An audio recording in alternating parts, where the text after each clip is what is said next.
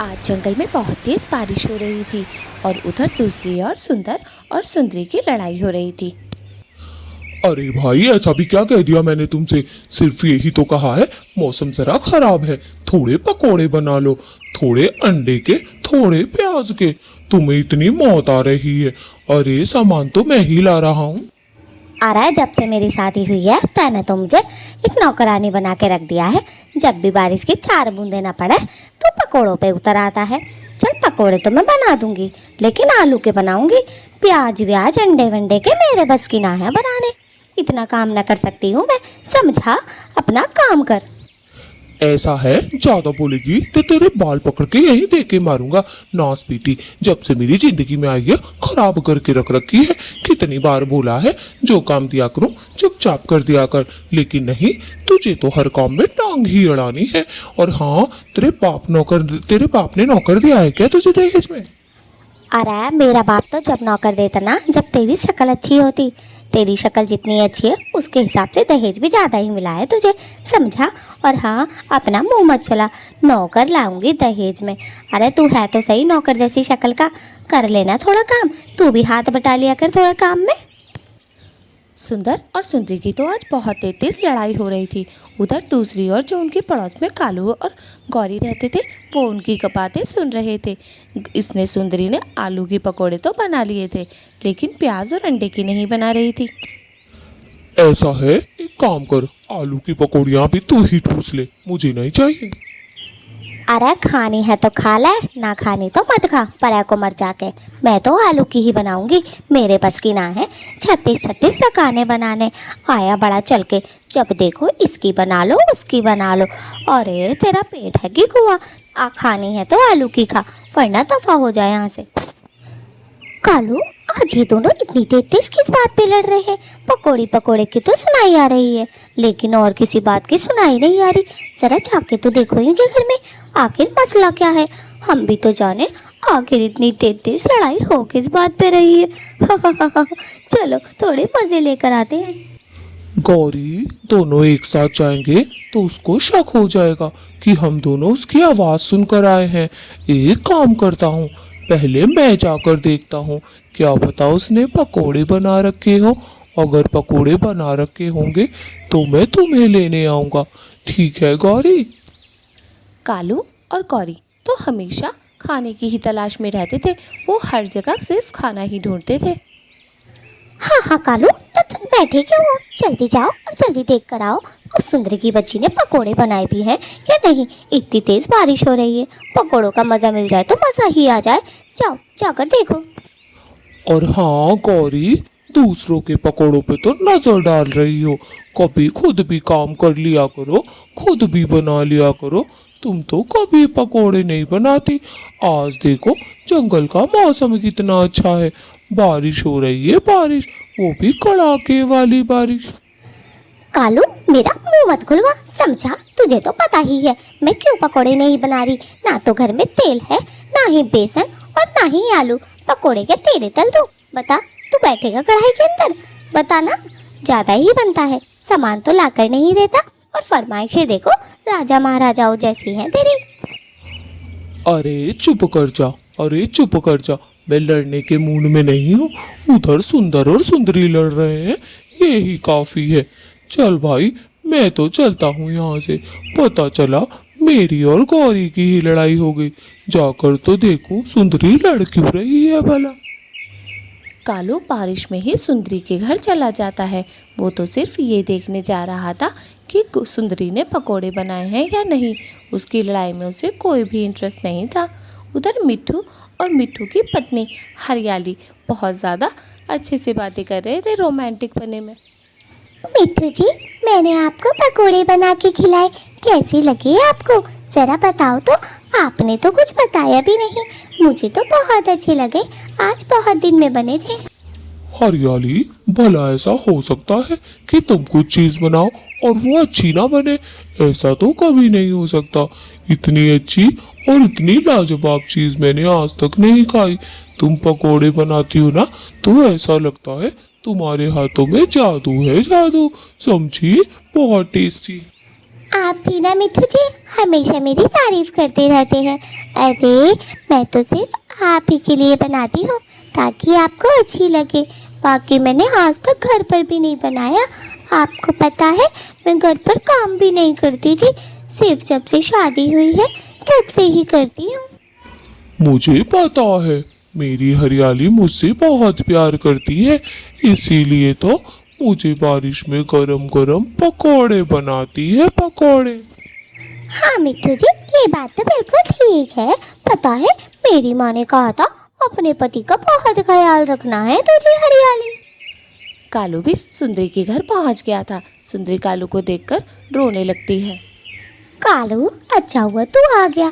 देखिए तेरा जो दोस्त है उसने मेरी क्या हालत कर रखी है। जब देखो काम ही करवाता रहता है, नाच पीटा मुझसे। अरे मैंने आलू के पकोड़े तो बना दिए, लेकिन फिर भी। कालू सुंदरी को चुप करते हुए बोलता है। सुंदरी, पहले तुम चुप हो जाओ, समझी? उस करम जले की वजह से क्यों रोती हो? तुम्हें तो पता ही है उसकी आदत, कितना बदतमीज होता जा रहा है वो। अपनी पत्नी को बस काम और काम, कहीं घुमाने नहीं लेके जाता कमबख्त।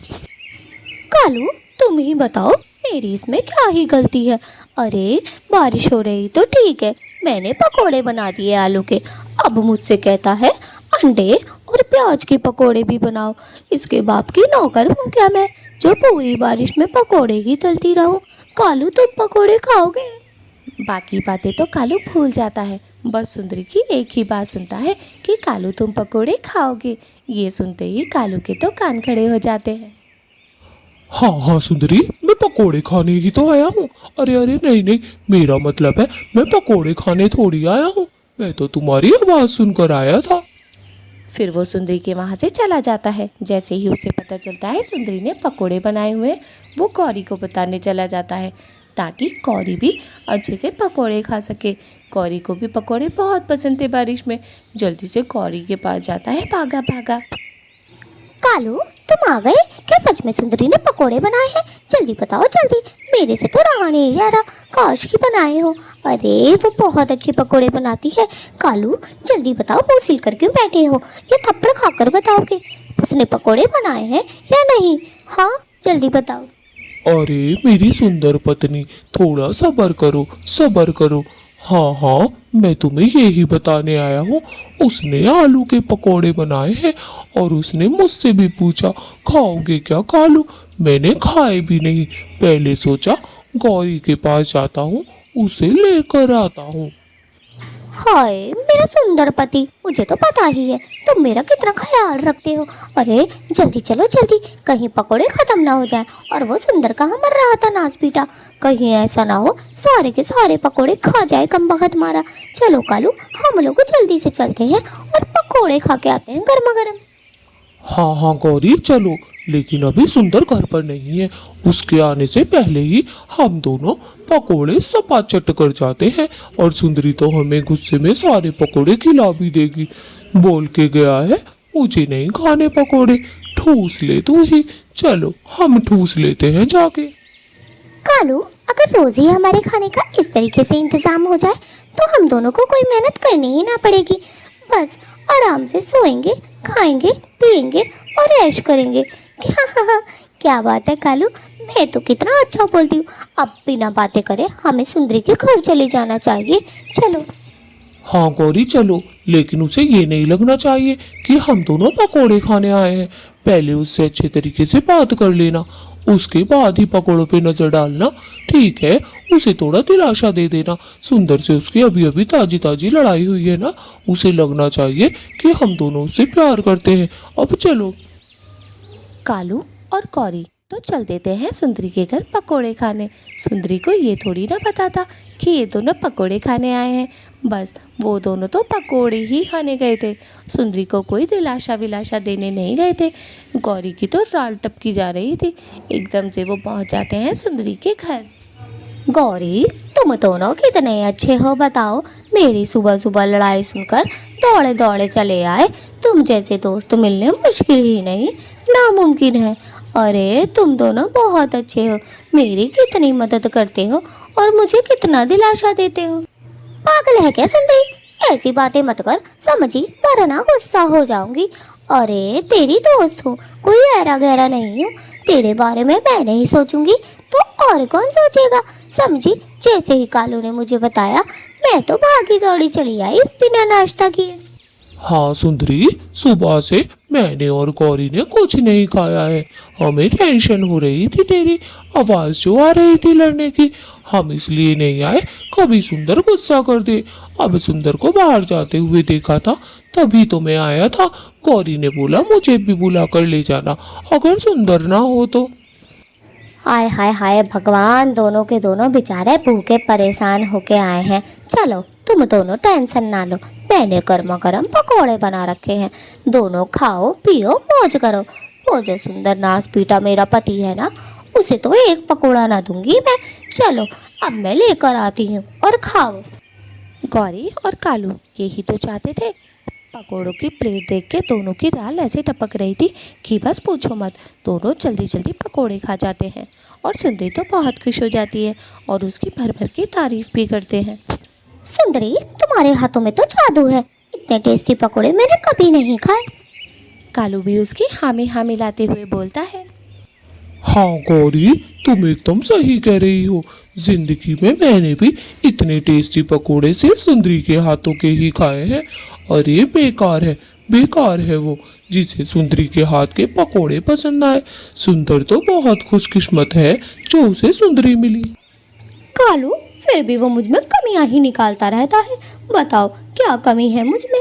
एक तो दिखने में इतनी खूबसूरत हूँ मैं, ऊपर से पकौड़े भी अच्छे बना लेती हूँ। दोस्तों, आप लोग लाइक और सब्सक्राइब नहीं करते, आप लोगों में यही कमी है। जल्दी से कर दे और सुंदर को समझाएं जरा, लड़े ना वो मुझसे। अरे सुंदरी, तो चिंता क्यों करती है? मैं समझाऊंगी सुंदर जीजा जी को कैसे वो लड़ते हैं तुझसे। अरे ऐसे भी कोई लड़ना चाहिए। दोस्तों, आप लोग भी समझाएं कमेंट्स करके, और हाँ, लाइक और सब्सक्राइब करना ना भूलें। सुंदर को जरा थोड़ा समझाएं, क्या पता आपसे मान जाए। अरे सुंदरी, तुम उदास मत हो, मैं सुंदर से बात करता हूँ। कैसे नहीं समझेगा? समझेगा, बिल्कुल समझेगा। और ये लोग भी लाइक और सब्सक्राइब करेंगे, तुम चिंता ना करो, समझी। बस तुम तो टेस्टी टेस्टी पकोड़े बनाती रहो और हमें खिलाती रहो। सुंदर को हम संभाल लेंगे, उसे समझाएंगे अच्छे से। गौरी और कालू तो सारे पकोड़े की प्लेट चट करके वहाँ से उड़ जाते हैं और दोनों मज़े में अपने घर जाते हैं। दोनों का पेट भी भर चुका था, 2 दिन से खाना भी नहीं मिला था। आप लोग लाइक और सब्सक्राइब कर दें प्लीज़ दोस्तों, आप इस चैनल को सब्सक्राइब कर दें।